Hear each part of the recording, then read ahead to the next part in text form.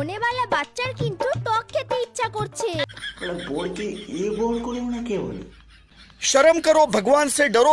ওই তো আমি কি করব? হ্যাঁ अरे तो बोला ओ की করবে চল ভাগ, ফুচকা নিয়ে আয়। হ্যাঁ, কোন বাচ্চা খাবে সেটা ভালো করেই বুঝতে পারছি।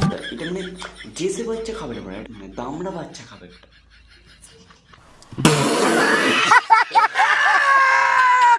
ওই দেখ ফুচকার দোকান বসেছে। হ্যাঁ চো চো চো, জলদি চো, শেষ হয়ে যাবে। ওই ফুচকা নিতে নিতে আমাকে এক প্লেট পাপড়ি চাট কিনে দে না। হ্যাঁ, ইসমা যেটা বলবে সেটাই তো শুনতে হবে। আর পাচ্ছি না, তুই এবার খেয়ে নে প্লিজ। আরে হ্যাঁ, সবসময় তো লাস্টটা কি বেশি হয়। আরে দেখবো না, তোর ফুচকা চুরমু দুটো নেওয়া হয়ে গেছে, ঘরে চো। আরে আমি আর লোভ সামলাতে পারছি না, তাড়াতাড়ি চল। লোক সামলাতে যদি তুই নাই পারিস তাহলে তুই একটা কাজ করতে পারিস, সেটা হচ্ছে কি রাস্তায় একটা বাটি নিয়ে বসে পড় না, মানে ফুচকার জল নিতে হবে তো তাতে। लगा मेरा मजाक। ফুচকা খাবো, কি মজা।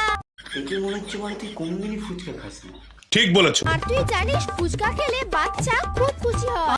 মুজিরাগিরি তো ভালোই করতে। তুমি কবে মানে কোনো সময় কি তুমি মানে ডাক্তার ছিলে নাকি? মানে মানে হতেই পারে, মানুষ হতেই পারে যে তুমি ডাক্তার ছিলে।